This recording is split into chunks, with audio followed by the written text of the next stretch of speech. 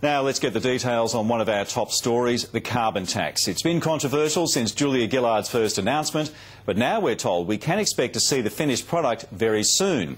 After months of negotiations within the All-Party Climate Change Committee, Green Senator Christine Milne says the final package will be released within days. Certainly we have pushed for not only an emissions trading scheme but a broad package, and that'll be released later in the week. It comes as the Greens added 4 senators to their ranks and took the balance of power in the upper house. That virtually guarantees a smooth passage through the Senate for the carbon tax. So to discuss this issue, we're joined by Liberal Senator Mitch Fifield just outside the Senate chamber. Senator, good evening. The 9 Greens in the upper house now. That means the carbon tax is a given, isn't it? Well, Brett, there's no doubt in the new Senate that the Greens certainly have the whip hand in the formal governing alliance with the Australian Labor Party, but we're going to continue to mount the case that this government is seeking to implement a new tax on the back of a lie to the Australian people before the last election that there would be no carbon tax under a government led by Julia Gillard. Julia Gillard announced the petrol exemption over the weekend. In fact, she said there will never be a carbon tax on petrol. Why don't you believe her?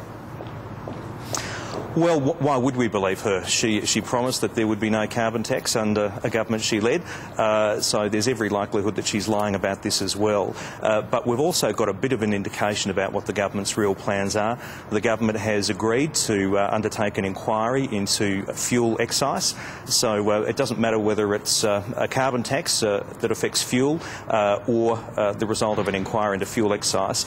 This government will increase the tax on fuel. People will pay more for fuel under this government. The fact that the Greens do have the balance of power now, and surely that means if the coalition ever gets into power, you would have to deal with them. They've already said that for the next 6 years there will be a carbon tax, no matter what the coalition wants.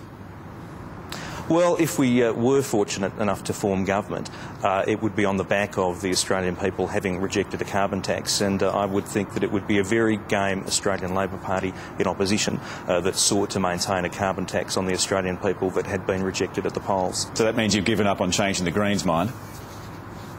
Well, we're going to continue to make the case. The Australian people have made it very, very clear that there should not be a carbon tax. We think the government should take up our proposal to have a plebiscite on the carbon tax, put it to the Australian people, give them the opportunity that they were denied at the last election, let the people have their say. I'm pretty sure I know what the answer would be. Well, on that, Tony Abbott introduced that plebiscite into the lower house today, but is there any point?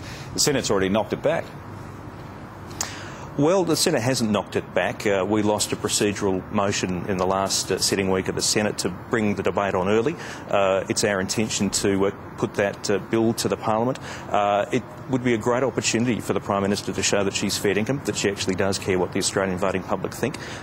She should give the Australian people the opportunity to have a say that they've been denied. For now, Senator Mitch Fifield of Parliament House, thanks for your time. Thanks, Brett. A 14-year-old